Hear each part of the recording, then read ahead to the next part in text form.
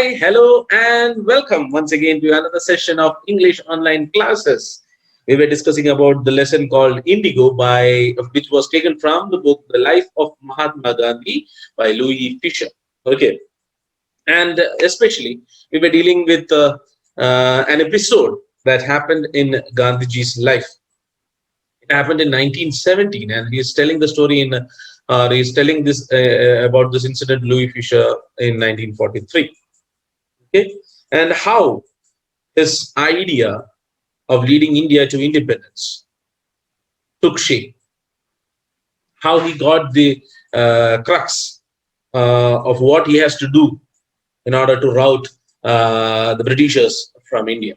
Okay, so they were facing several adversaries in those days. The Britishers were imposing different types of levies as well as different types of rules, never been heard before type of rules and regulations. They were making the life of Indians very harsh at that time. So Gandhiji, who has returned from South Africa after his stint with the British government over there, who were treating the Africans as well as the laborers who were taken from Gujarat and Madhya Pradesh and Bhopal and all the other parts of India, were taken over there to work in sugarcane fields. And the Indians were settling over there, and they were making the next generation of the people. They were brought to South Africa as laborers, in fact, slaves. Okay, and many of them were born and brought up in South Africa, and they considered South Africa as their motherland. So his stint with South Africa, where he went to work as a lawyer over there, he was treated very badly because he was a second-class citizen over there, and the Britishers were considered to be the first-class citizens, and he was considered to be a coolie, as the Indians were called over there. So he fought for the rights of Indians in South Africa, and he attained a great deal of success over there. He was able to provide the Indians their due over there, and in fact paved the way for the Africans to attain freedom from the British colonization over there. And he returned to India. He believed that his service, his great service, or his greater service lie in the independence of his own country. So he returned to India and started working with the prominent personalities who were in the Indian National Congress at that time, the party which was fighting for the freedom of India. Okay. So he associated with Indian National Congress and was working towards the common goal, and that was the independence of India. So he was taking part in all the conventions and all the other things or all the other movements that were prevailing at that time in India. Okay, and suddenly in one of the conventions in Lucknow, where the party convention was going on, a very emaciated looking peasant approached him. His name was Rajkumar Shukla. And Rajkumar Shukla asked Gandhiji to accompany him to his hometown, which was Champaran. And Gandhiji was a preoccupied person. He was having lots and lots of things at hand. He had to go to different parts of India, and he was visiting different parts of India so that he can assess the situation, assess the severity of the British rule in India, and how he could thwart the Britishers from India and send them back to Britain. So he had a set plan in his mind. He wanted to travel the length and breadth of India, and he said that he was a little bit busy. But Rajkumar Shukla, even though he was an illiterate peasant, he was a very resolute man. Okay. He was a resolute. He was a very adamant person. Okay, he didn't waver from his goal, and that was bringing Gandhiji to Champaran. His main idea was to bring an eminent personality to Champaran, because the people of Champaran were brutalized by the British landlords over there. So the situation in Champaran was they were sharecroppers. Most of them, most of the farmers were sharecroppers, and they were sharecroppers are people who are farmers who take land from big landlords for lease, and they will cultivate certain things over there. But the landlords over there had kept an agreement, a long-term agreement, that wherein they have to cultivate indigo. Okay, a part of their arable land had to be cultivated with indigo. Okay, 15% of the land, whichever the amount of land they take, the 15% of the land should be cultivated with indigo. And the whole cultivated or whole produce has to be handed over to the landlord after it fruits. Okay, so this was the deal. They couldn't keep any part for themselves. They didn't get anything for that produce. They had to give all that they cultivate to the landlords as rent. Okay, because they are taking the land on lease. So the leased land needs rent to be given. So instead of the monetary thing, they had to give the whole harvest. That was the deal. So this deal was taking a toll on the peasants because they couldn't cultivate anything for themselves. Their whole life they had to look after the indigo plantation, and if they fail in giving the due or the according to the deal they had made, they were imposed lots and lots of levies or what do you say? Uh, നഷ്ടപരിഹാരം കൊടുക്കേണ്ട ഒരു സ്ഥിതിയാണ്. Okay. So, and the peasants over there were harassed by the landlords for these, and they were imposed lots and lots of duties also. And one thing was that the demand for natural indigo was waning in the international market because Germany has found out synthetic indigo. Okay, and so these landlords came to know about this, and the landlords, what they did is they, instead of telling the peasants the news that the synthetic indigo has been found and they don't need to cultivate the natural indigo anymore, instead of doing that, what they did is they tried to cheat the peasants. They demanded an exorbitant amount from the peasants in order to release them from their arrangement. Okay, the arrangement or the deal they had made with the landlords, in order to get out of that deal, they had to pay a very huge amount. So certain peasants thought that okay, it's a good idea. By paying them, they will be divided from doing the cultivation of indigo, which they don't like at all because they are not gaining anything from the cultivation of indigo. By paying a fixed amount, they will be released from the deal or the arrangement, and they will be able to do whatever they wanted. So some of them willingly signed the agreement, and later on they also came to know that the natural indigo is going out of phase and the new synthetic indigo has been introduced. So by cultivating indigo, they won't be able to gain anything, and they have been cheated by these landlords into paying an exorbitant amount to get out of the arrangement. So they also got frustrated, they also got irritated, they became irksome, and they started to revolt against these landlords. So what they did is they went to the court, low court, so that they can impose a case against them, against the landlords, for cheating and forgery. Okay, but instead, what the landlords did is they employed thugs and started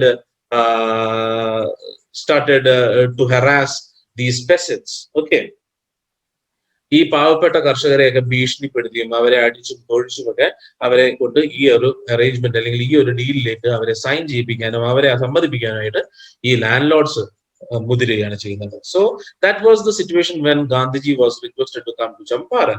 okay, so Gandhi really said to Rajkumar Shukla that he has to go to Calcutta for a pre-arranged meeting, and he has to go over there and attend that meeting. So he can come to that place, Calcutta, and meet him over there and take him to his place called Champaran, because Gandhiji didn't know where Champaran really was. He was hearing it for the first time. So he didn't know the way. So he asked Rajkumar Shukla to come to Calcutta and get him from there to Champaran. So, as already decided, Rajkumar Shukla was there waiting for Gandhiji in Kolkata, where he had come to for its pre-arranged meeting. And from there, both of them got a train to Patna and alighted at Patna, and they went to Rajendra Prasad's house, the who became the president of India later on. And above there, they were treated really bad by the servants of Rajendra Prasad, who was an affluent lawyer himself over there. Because Rajendra Prasad was not there, and Rajendra Prasad couldn't meet Gandhiji, and the servants thought that Gandhiji, just like Rajkumar Shukla, was a peasant, and they thought that he was from a lower caste. Okay. He was from the lower caste, and they were treated very badly. They were not allowed to draw water from the well itself, lest it might contaminate the whole well. Okay. So Gandhiji got irked, and he went to Muzaffarpur, where he was about to meet J.B. Kripalani, who will be giving him more details about the situation in Champaran, because Gandhiji was such a person. He didn't want to get into a problem or get associated with a problem without further inquiry into it. So what he did is he telegrammed J.B. Kripalani about the details, and he reached Muzaffarpur, where he was met by a lot of people, because J.B. Kripalani knew the stature of Mahatma Gandhi. He had known his stint in South Africa and all, how big a person Mahatma Gandhi is. So multitude of people came to meet Gandhiji at Muzaffarpur, and he met with several people over there, and he started assessing the situation in Champaran. And the news that a Mahatma has come for associating him, he was associating himself with the cause that the present peasants in Champaran were facing. Okay, so this news spread like wildfire, and people started to come and visit Mahatma Gandhi. And he decided to go to Champaran after assessing all the situation and collecting all the informations he wanted, and he reached Champaran, and immediately he was taken to a nearby house in the village, and he was provided with all the facilities that he needed in order to function. Okay. And by that time, the news had spread like wildfire, and people from different parts of Champaran, all these peasants who were harassed by these landlords and who were facing such harassments, they all came together by food and by conveyance, and whatever conveyance they could get, they reached Champaran, and where Gandhi was staying. So immediately the authorities were taken on. They were really afraid, okay, by the might of what was happening over there. A single person who was making the government tremble, okay, with fear. So suddenly Gandhi got a news that in the nearby village, one of the peasants have been maltreated, and he was about to visit this peasant in his nearby village, and he was taken there on an elephant.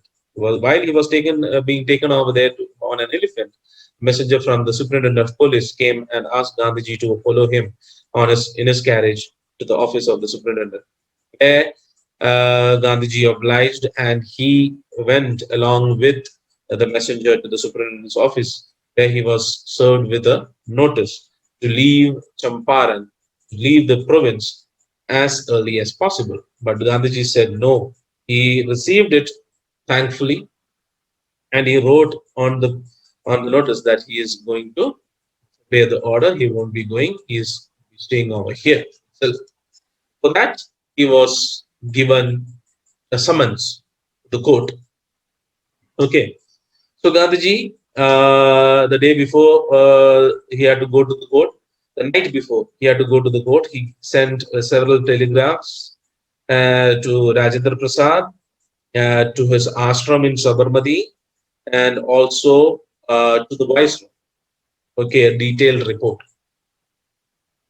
And he went and met the judge the other day. But the next day, the officials were taken aback by the huge, humongous response from the peasants and tenants who had gathered in the compound of the courthouse. They were really surprised, they were amazed and a little bit frightened too, because thousands and thousands of people came from different parts of Champaran in support of Mahatma Gandhi.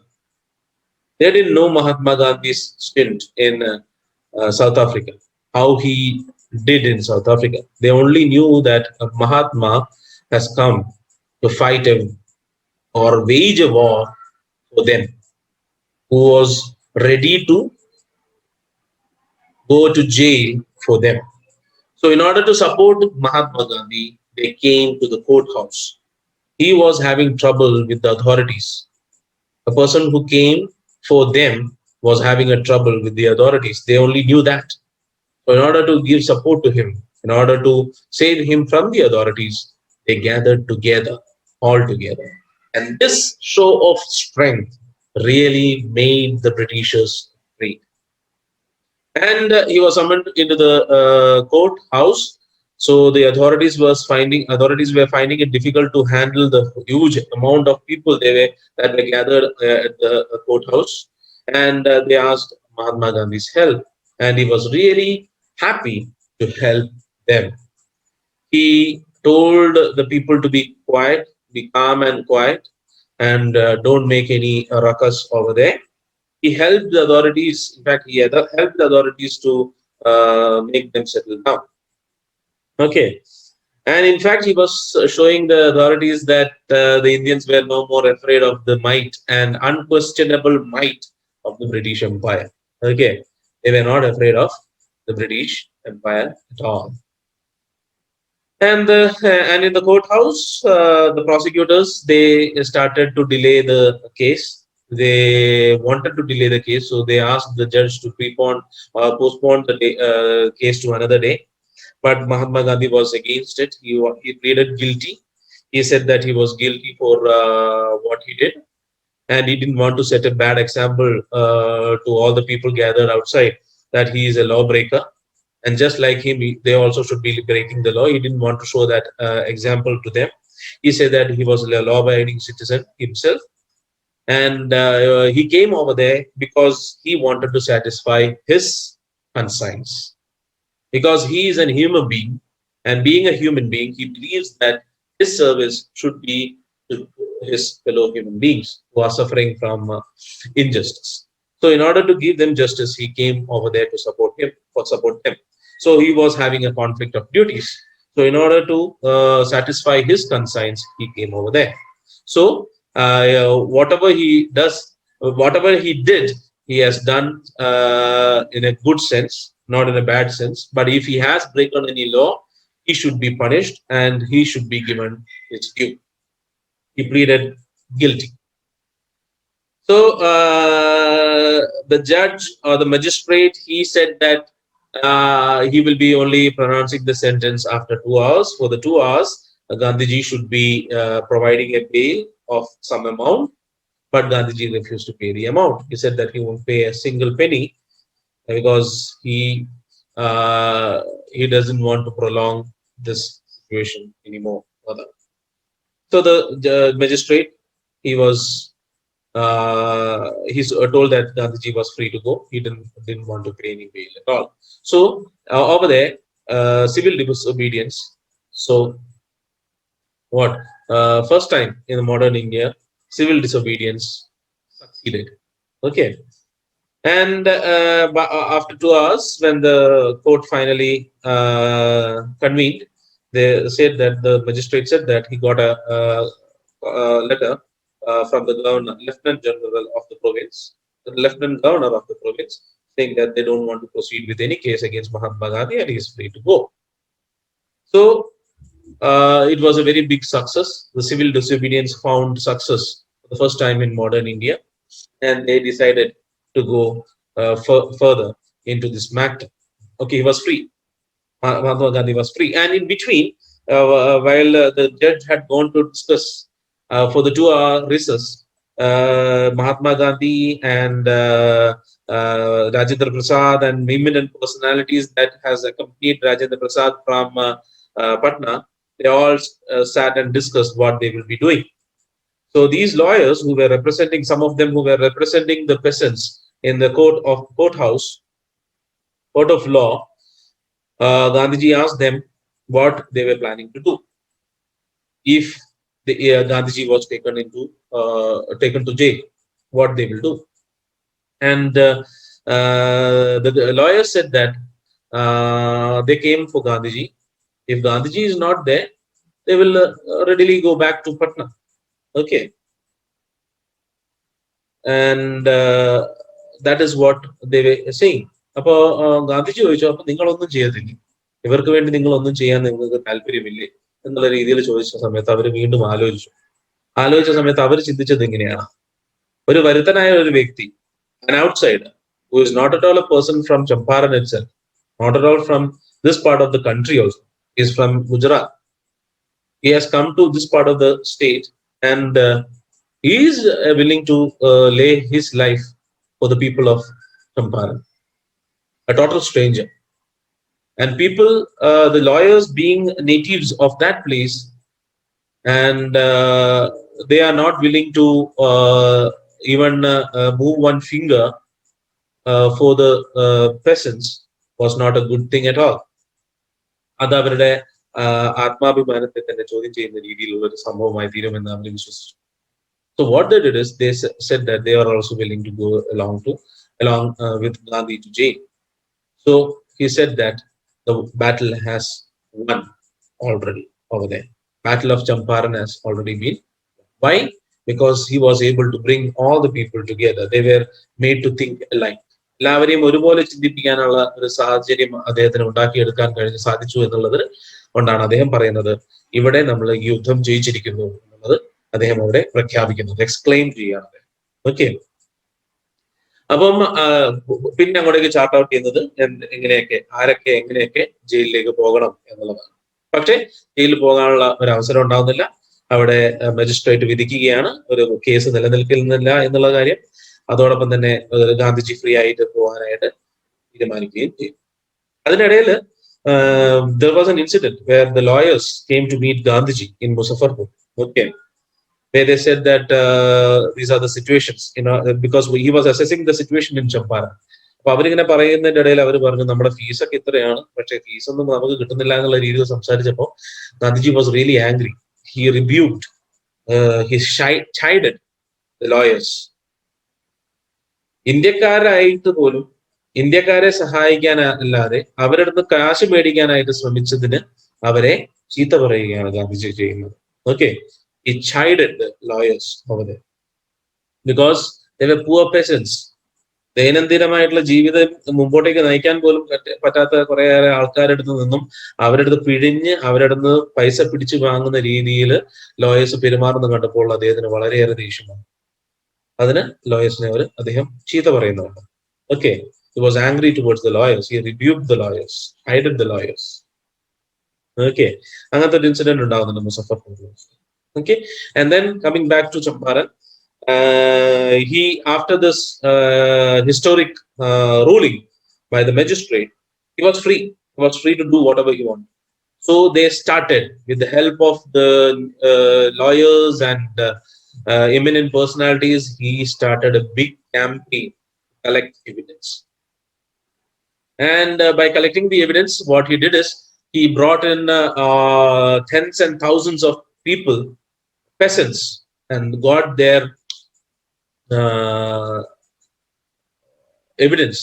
He started collecting their evidence. അവരുടെ മൊഴികളൊക്കെ രേഖപ്പെടുത്തി അവരെ കൊണ്ട് എന്താണ് സംഭവിച്ചിരിക്കുന്ന കാര്യങ്ങളൊക്കെ പറയിപ്പിച്ച് അവരെ കൊണ്ട് തന്നെ സത്യവാങ്മൂലം എടുത്തതിന് ശേഷം, സത്യവാങ്മൂലം, അതാണ് ഇന്നലത്തെ കിട്ടാത്ത വേർഡ്, കഴിഞ്ഞ ദിവസം കിട്ടാത്ത വേർഡ്, മൊഴിയല്ല, സത്യവാങ്മൂലം. സത്യവാങ്മൂലം അവരെ കൊണ്ട് എഴുതിച്ച് അവരെ കൊണ്ട് തന്നെ ഒപ്പിടിപ്പിച്ച് അല്ലേ? സത്യവാങ്മൂലം എന്നല്ലേ പറയുന്നത് അല്ലേ? അങ്ങനെ അതെ, അങ്ങനെ സത്യവാങ്മൂലം എഴുതിപ്പിച്ച് അവരെ കൊണ്ട് തന്നെ സൈൻ ചെയ്യിപ്പിച്ച് അതിനോട് കൊറാബറേറ്റ് ചെയ്യുന്ന രീതിയിലുള്ള എവിഡൻസ് കളക്ട് ചെയ്തു. എന്നിട്ട് എല്ലാം സെറ്റ് ചെയ്ത് വെച്ചു. Is A lawyer, okay. He and his lawyer friends decided if such a situation, he could foresee that such a situation will arise. കാരണം ഇനി അങ്ങോട്ടേക്ക് ചെയ്യാൻ പോകുന്ന കാര്യങ്ങൾ, അതിന്റെ ഔട്ട്കം എന്ന് പറയുന്നത് അവസാനം ഒരു ഡിസ്കഷനിലേക്ക് എത്തും എന്നുള്ളത് അദ്ദേഹത്തിന് അറിയാം. അങ്ങനെ ഒരു ഡിസ്കഷൻ വരികയാണെങ്കിൽ he should be able to present the evidence. ഉള്ള കാര്യമാണ്. അപ്പൊ എന്തായാലും എല്ലാ വ്യക്തമായിട്ടുള്ള കാര്യങ്ങൾ അവരുടെ കയ്യിലുണ്ടാവും. So he collected all the documents and evidence and he started a campaign. So the city of Champaran or the province of Champaran was having hustle and bustle. It was full of these things, evidence collecting, മൊഴിയെടുക്കലും. അപ്പൊ പല സ്ഥലങ്ങളിൽ നിന്നും share ക്രോപ്പേഴ്സ് ഇങ്ങനെ വന്നുകൊണ്ടേയിരിക്കുകയാണ്. അവരുടെ കയ്യിലുള്ള ഡോക്യുമെന്റ്സും എവിഡൻസുകളും എല്ലാം വെച്ചുകൊണ്ട് അവരിങ്ങോട്ടേക്ക് വരികയാണ് ചെയ്യുന്നത്. അപ്പൊ അത് കണ്ടുകൊണ്ട് ലാൻഡ് ലോർഡ്സിനാണെങ്കിൽ ഇരിക്കപ്പെടുകയില്ല. അവരിതിനെ നഖശികാന്തം എതിർക്കുകയാണ് ചെയ്യുന്നത്, vehemently. Okay, opposing it vehemently. പക്ഷെ അവരുടെ ഒപ്പോസിങ് ഒന്നും വില പോകുന്നുണ്ടായിരുന്നു. കാരണം ഇവർക്കൊരു പുതിയൊരു ഉണർവ്, പെസൻസിനൊരു പുതിയൊരു ഉണർവ് ഉണ്ടായിരിക്കും.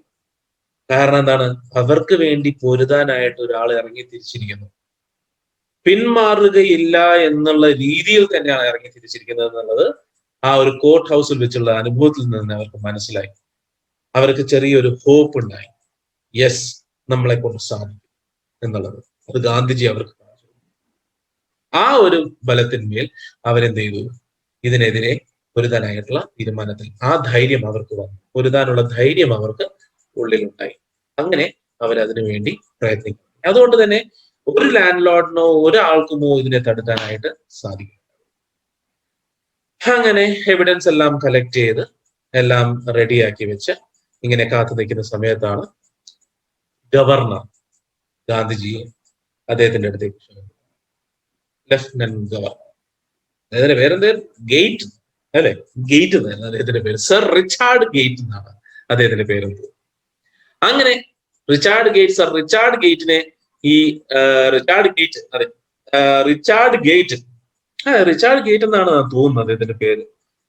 റിച്ചാർഡ് ഗേറ്റ് എന്നാണോ അല്ലെങ്കിൽ റെവറന്റ് ആണോ? അത് റെവറന്റ് ഫാദർ ആണോ? അല്ല, റിച്ചാർഡ് ഗേറ്റ് ആണെന്ന് തോന്നുന്നു. അതെ, റിച്ചാർഡ് ഗേറ്റ് അദ്ദേഹത്തെ വിളിക്കുകയാണ് ചെയ്യുന്നത് അദ്ദേഹത്തിന്റെ അടുത്തേക്ക്. ഓക്കെ, അപ്പോ എഡ്വേർഡ് ഗേറ്റ്, റിച്ചാർഡ് അല്ല, എഡ്വേർഡ് ഗേറ്റ് ആണ്. സർ എഡ്വേർഡ് ഗേറ്റ് അദ്ദേഹത്തെ വിളിക്കുകയാണ്. ലഫ്റ്റനന്റ് ഗവർണർ ആ ഒരു പ്രൊവിൻസിന്റെ, തിർഹിത് പ്രൊവിൻസിന്റെ ലഫ്റ്റനന്റ് ഗവർണർ അദ്ദേഹത്തെ വിളിക്കുകയാണ്, അദ്ദേഹത്തിന്റെ സമക്ഷം വിളിക്കുകയാണ്. അങ്ങനെ വിളിച്ചപ്പോ ഗാന്ധിജി വീണ്ടും അദ്ദേഹത്തിന്റെ കൂടെയുള്ള കൂട്ടാളികളോട് ചോദിച്ചതിന് ശേഷം ഒരു സിവിൽ ഡിസൊബീഡിയൻസിന് വേണ്ടിയിട്ട് തയ്യാറെടുക്കണം എന്നുള്ള രീതിയിൽ എല്ലാം പ്ലാൻ ചെയ്തു. കാരണം ഇതിനു മുമ്പ് സൂപ്രണ്ടന്റ് ഓഫീസിൽ പോയപ്പോഴാണ്, പോലീസിന്റെ ഓഫീസിൽ പോയപ്പോഴാണ് അദ്ദേഹത്തെ കോർട്ടിൽ വരണമെന്ന് ഒരു ഇത് വന്നത്.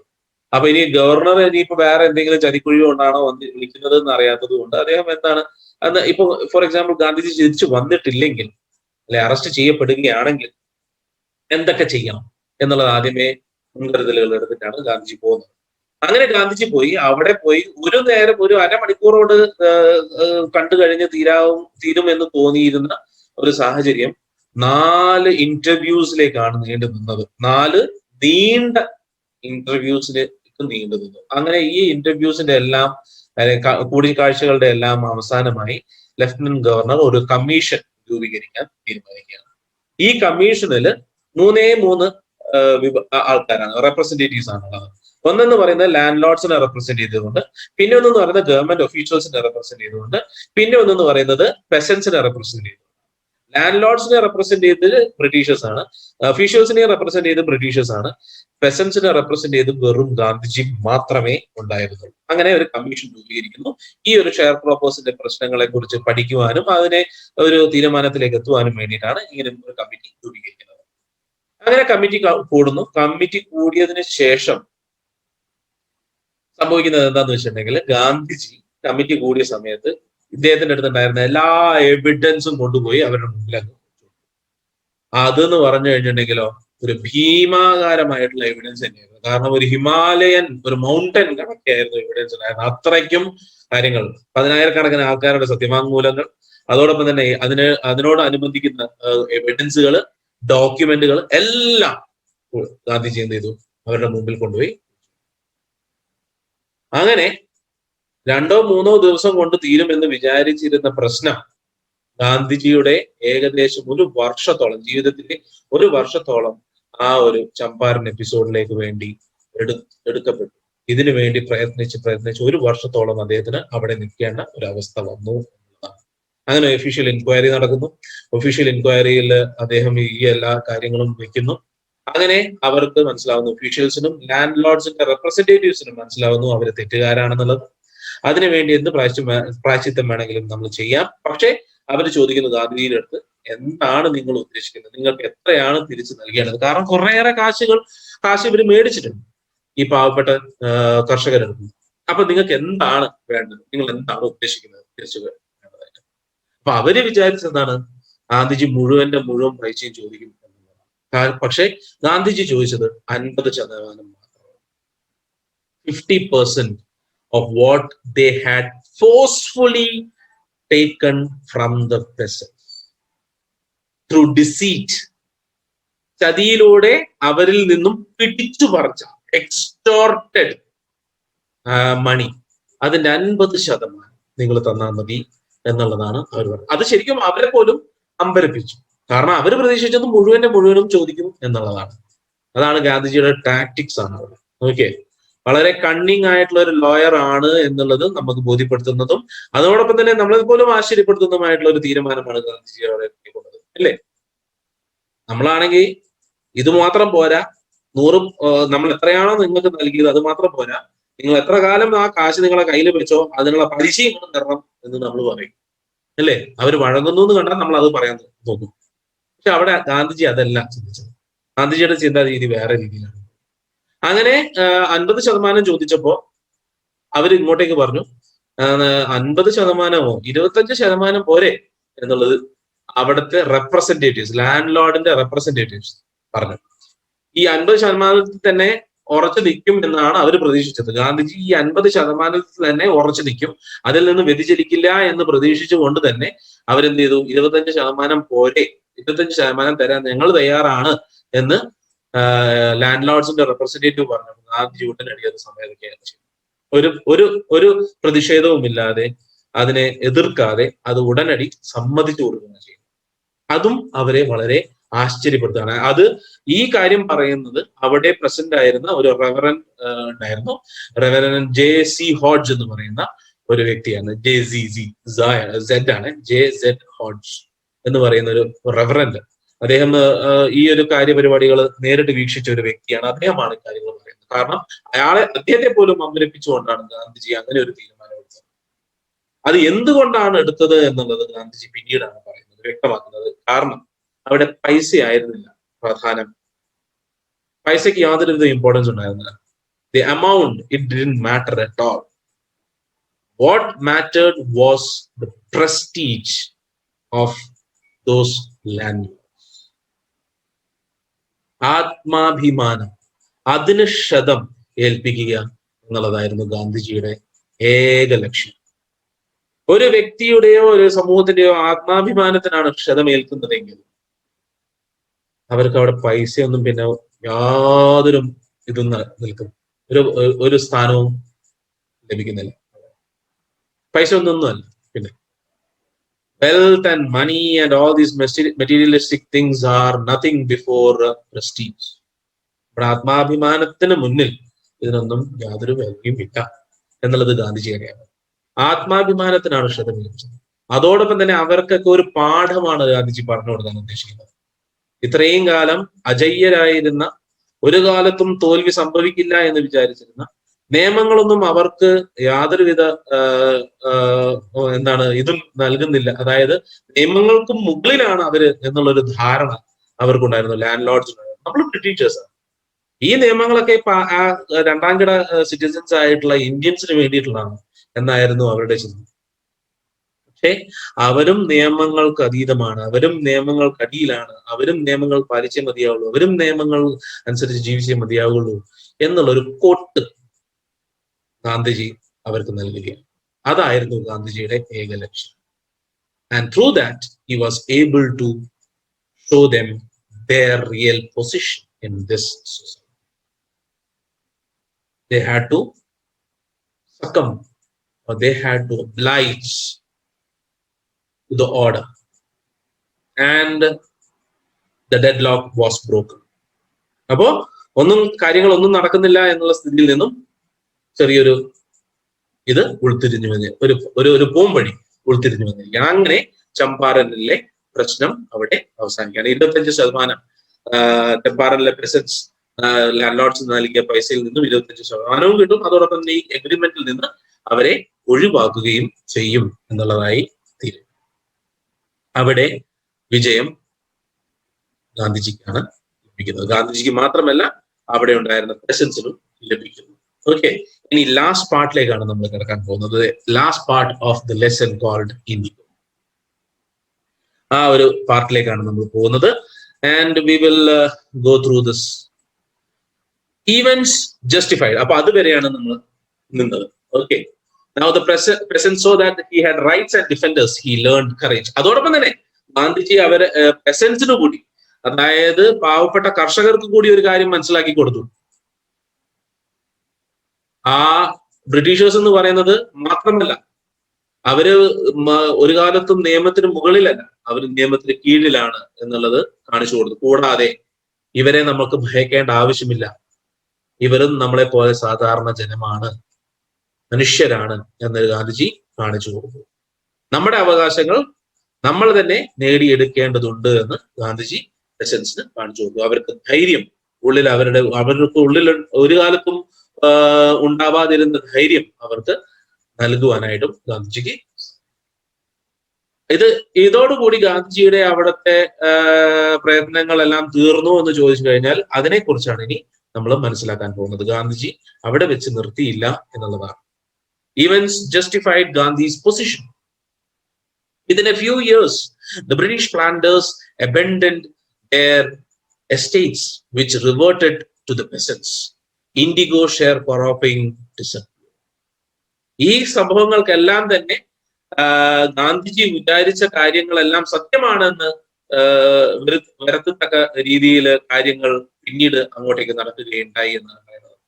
കാരണം അഭിമാനം നഷ്ടപ്പെട്ട, ആത്മാഭിമാനം നഷ്ടപ്പെട്ട അവിടെ ഉണ്ടായിരുന്ന ലാൻഡ് ലോർഡ്സ് എല്ലാവരും അവരുടെ സ്ഥലങ്ങളെല്ലാം വിട്ടുകൊണ്ട് അവിടെ നിന്നും സ്ഥലം കാലിയാക്കി തിരിച്ച് നാട്ടിലേക്ക് പോയി എന്നുള്ളതാണ്, ബ്രിട്ടനിലേക്ക് തിരിച്ചു പോയി എന്നുള്ളതാണ്.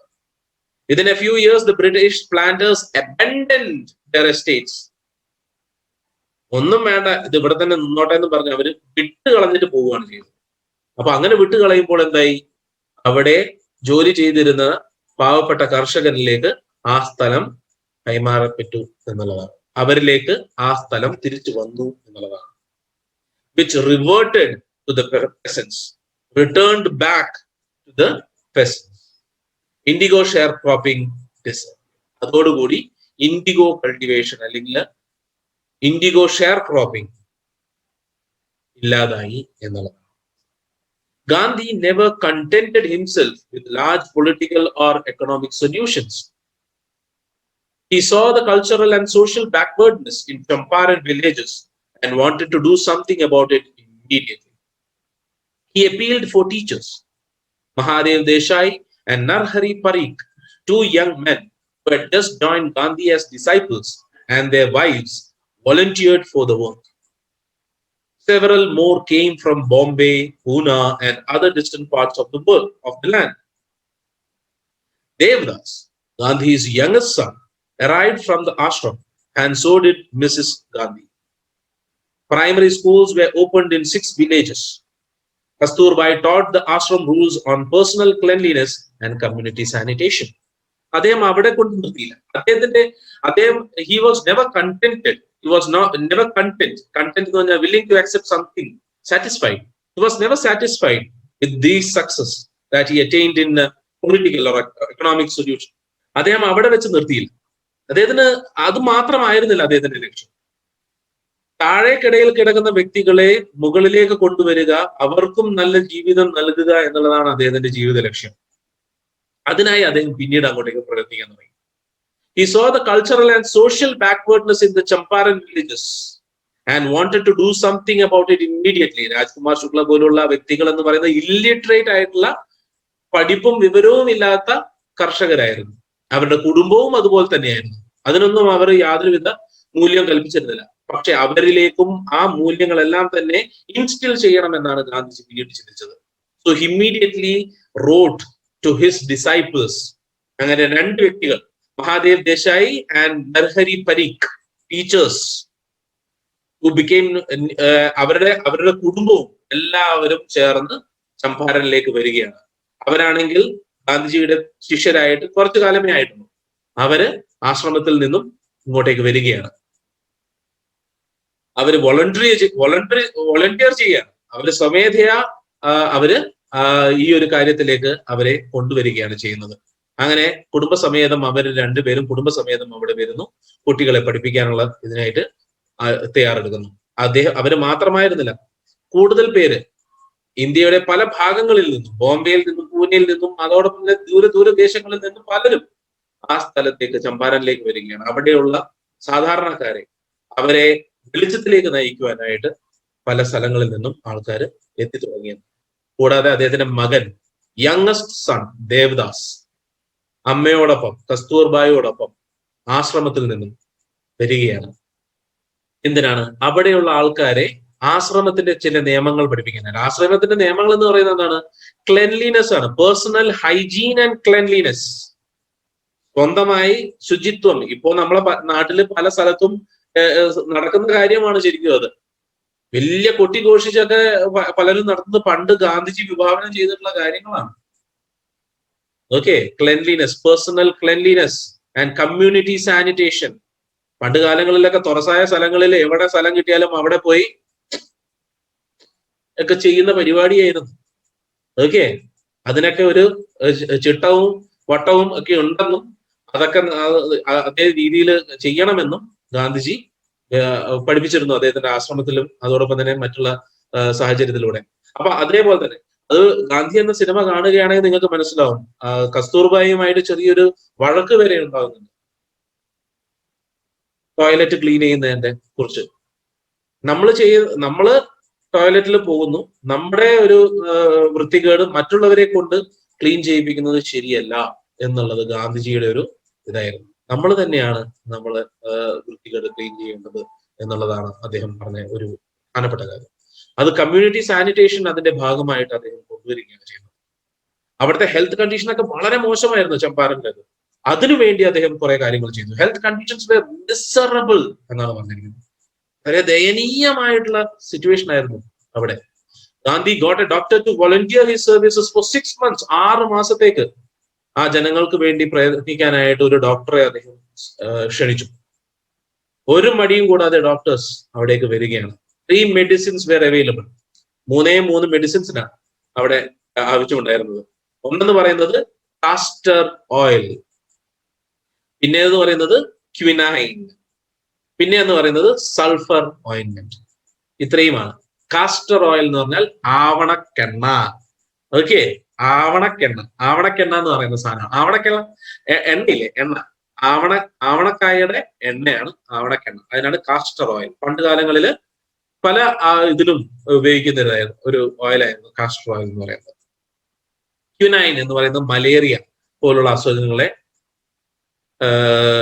അസുഖങ്ങളിൽ നിന്നും നമ്മളെ രക്ഷിക്കുന്ന ഒരു മരുന്നാണ് ക്വിനൈൻ എന്ന് പറയുന്നത്. സൾഫർ എന്ന് പറയുന്നത് മുറിവ്, ചതവ്, അങ്ങനത്തെ കാര്യങ്ങൾക്കെല്ലാം ഉപയോഗിക്കുന്നതാണ് സൾഫർ ഓയിൽ. അപ്പൊ അതൊക്കെ ഈ 3 മെഡിസിൻസ് വെച്ചാണ് അവിടെയുള്ള ആൾക്കാരുടെ ഹെൽത്ത് കണ്ടീഷൻസ് ട്രീറ്റ് ചെയ്തിരുന്നത്. Anybody who showed coated tongue was given a dose of castor oil. അതായത് കോട്ടഡ് ടങ്, നാക്കിന്റെ മോള് വെള്ള പാടുകൾ ചില ആൾക്കാർക്ക്. അതെന്ന് പറഞ്ഞാൽ മാൽന്യൂട്രീഷന്റെ ഒക്കെ ഭാഗമായിട്ടാണ് സാധാരണ അങ്ങനെ ഉണ്ടാവുന്നത്. അങ്ങനെ എന്തെങ്കിലും കണ്ടു കഴിഞ്ഞിട്ടുണ്ടെങ്കിൽ അവർക്കൊക്കെ കാസ്റ്റർ ഓയിൽ കൊടുക്കുന്നത്. Anybody with malaria fever received quinine plus castor oil. Castor ഓയിലും ക്വിനൈനും ചേർത്തിട്ടാണ് മലേറിയ ഫീവറിന്റെ ലക്ഷണങ്ങൾ കാണിച്ചിരുന്ന വ്യക്തികൾക്ക് മരുന്ന് നൽകിയിരുന്നത്. എനിബഡി വിത്ത് സ്കിൻ ഇറപ്ഷൻസ്, അതായത് വിണ്ട് കീറൽ, സ്കിന്നിന്റെ മുകളിൽ ചൊറിച്ചൽ, അങ്ങനത്തെ പല പ്രശ്നങ്ങൾ ഉണ്ടായിരുന്നെങ്കിൽ അവർക്കൊക്കെ സൾഫർ ഓയിൻമെന്റ്സ് അത് നൽകി. കൂടാതെ കാസ്റ്റർ ഓയിൽ. കാസ്റ്റർ ഓയിൽ എന്ന് പറയുന്നത് എന്താണ് പറയാ, ഒരു ജഡിബൂട്ടി, അല്ലെങ്കിൽ എന്താണ് പറയാ, ഒരു ഹനുമാൻ കൊണ്ടുവന്ന ഒരു സാധനം ഉണ്ടായിരുന്നല്ലോ, എന്തായിരുന്നു, ഒരു മലയൊക്കെ എടുത്തുകൊണ്ടുവന്നല്ലോ ലക്ഷ്മണൻ ഇങ്ങനെ അമ്പ് കൊണ്ടപ്പോ, മറ്റേ എനിക്ക് എന്തായിരുന്നു അപ്പൊ അത് മതി. ഓക്കെ, അപ്പൊ അതുപോലെ ഒരു സംഭവമാണ് കാസ്റ്റർ ഓയിൽ എന്ന് പറയുന്നത്. എന്തിനു വേദനും കാസ്റ്റർ ഓയിൽ ബെസ്റ്റ് ആയിരുന്നു. അങ്ങനെ Gandhiji noticed the filthy state of women's clothes. സ്ത്രീകൾക്ക് വേഷവിധാനം എന്ന് പറയുന്നത് വളരെ മോശമായിരുന്നു അവിടെ. He asked Kasturbai to talk to them about it. Kasturbai അവരുടെ അടുത്ത് സംസാരിച്ചു. One woman took Kasturbai into her hut and said, നമ്മുടെ സ്ഥിതി നോക്ക് Kasturbai. Look, there is no box or cupboard here for clothes. The sari I am wearing is the only one I have. ഞാൻ ഈ എടുത്തിരിക്കുന്ന ഈ സാരി മാത്രമാണ് എന്റെ സമ്പാദ്യം, എന്റെ വസ്ത്രം എന്ന് പറയാവുന്നത്. എനിക്കൊരു പെട്ടി പോലുമില്ല എന്റെ വസ്ത്രങ്ങൾ വെക്കാനായിട്ട്. പിന്നീട് എങ്ങനെയാണ് ഞാൻ വയ്ക്കുക? ഈ ഇടുന്ന സാരി മാത്രമേ എനിക്ക് വസ്ത്രമായിട്ടുള്ളൂ, വേറെ ഒന്നും തന്നെ ഇല്ല. പിന്നെ എങ്ങനെ നമുക്ക് നല്ല വസ്ത്രങ്ങൾ ഇടാൻ സാധിക്കും? During his long stay in Champaran, അത്രയ്ക്കും മോശമായിരുന്നു അവരുടെ സിറ്റുവേഷൻ.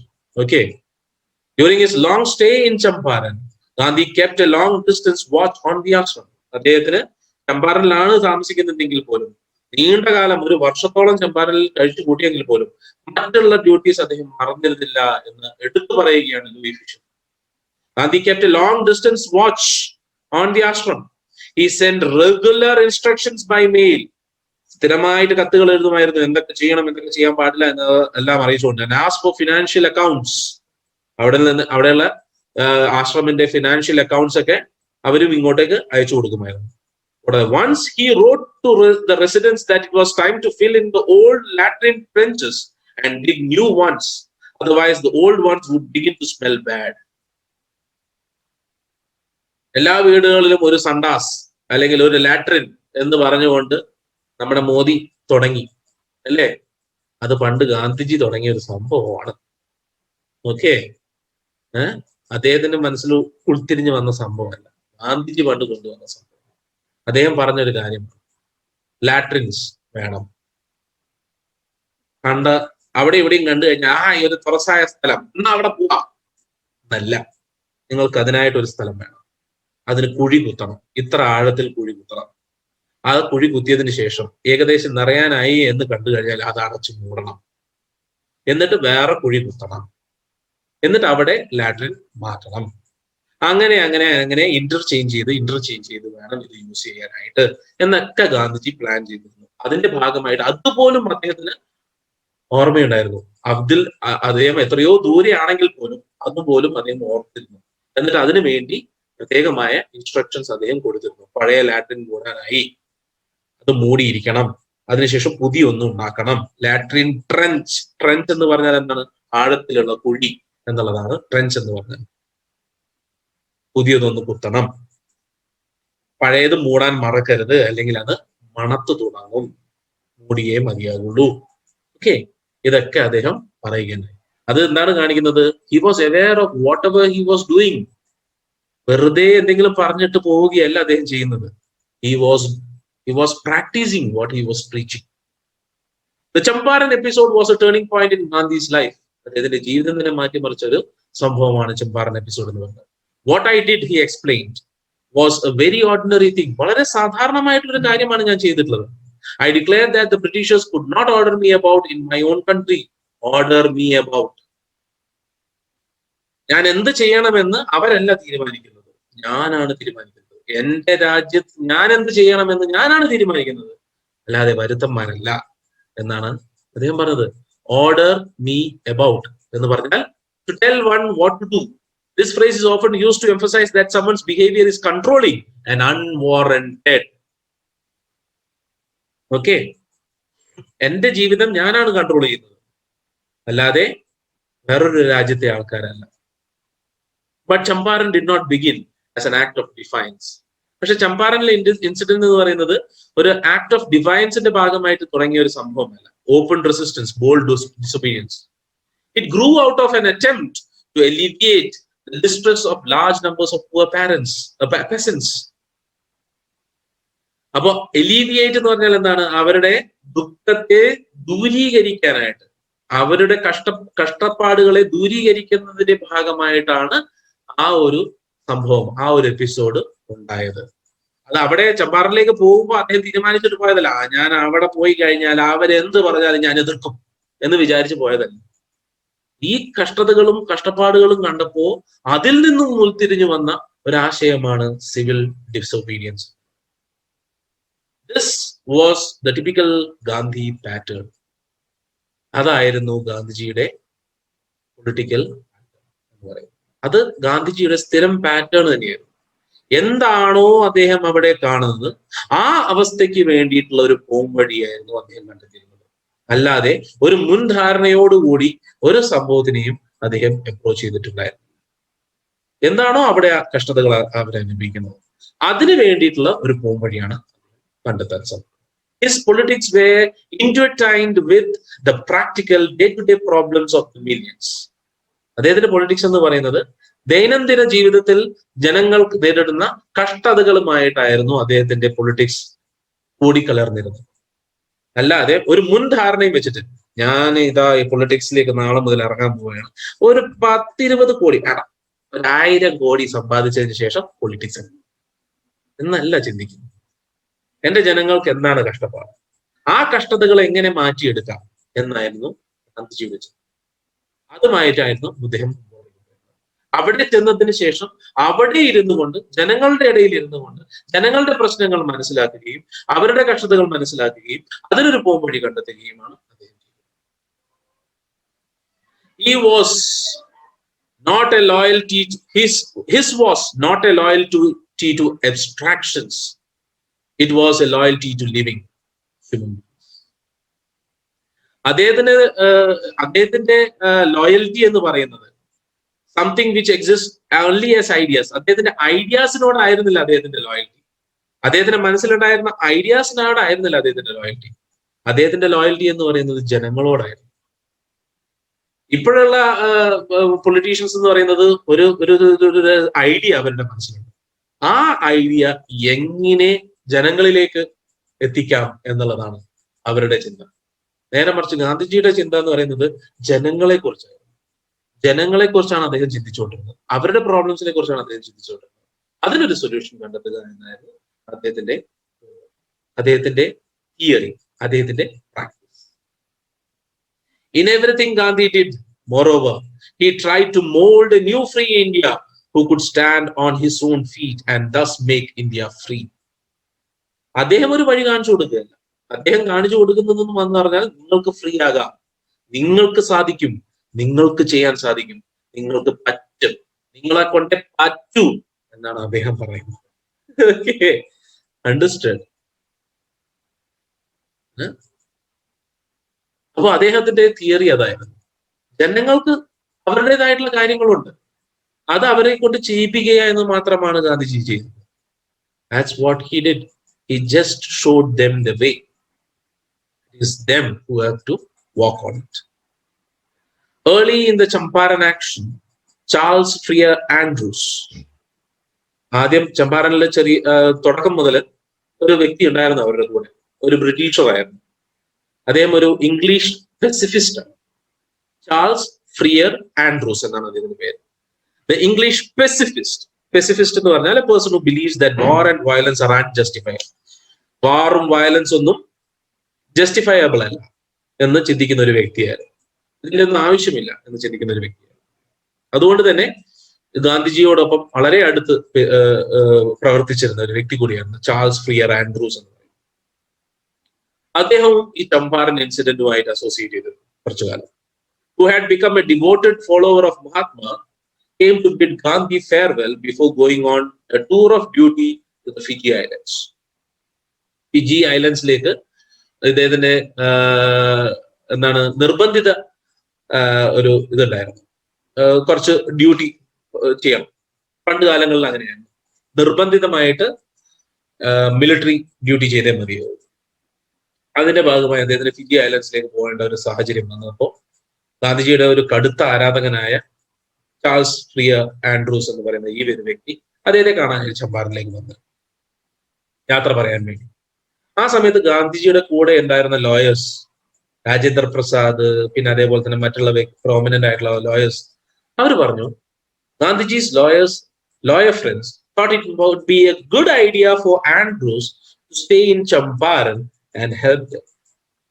ആൻഡ്രൂസ് വന്ന സ്ഥിതിക്ക് അദ്ദേഹം ഇവിടെ നിൽക്കട്ടെ, നമ്മളെ ഈ ഒരു സാഹചര്യത്തിൽ അദ്ദേഹത്തിന് കൂടുതൽ സഹായിക്കാൻ സാധിക്കും, അതുകൊണ്ട് അദ്ദേഹം ഇവിടെ നിൽക്കട്ടെ എന്ന് ഗാന്ധിജിയുടെ അടുത്ത് പറഞ്ഞു. പക്ഷേ Andrews was willing if Gandhi agree. ആൻഡ്രൂസിനാണെങ്കിൽ സമ്മതമായിരുന്നു, ഗാന്ധിജി അംഗീകരിക്കുകയാണെങ്കിൽ ആൻഡ്രൂസ് അവിടെ നിൽക്കാനും കൂടെ സമ്മതമായിരുന്നു. But Gandhi was vehemently opposed. Gandhiji തീരെ താല്പര്യമുണ്ടായിരുന്നു, നഖശികാന്തം എതിർത്തു ആ ഒരു കാര്യം. കാരണം എന്താണ്?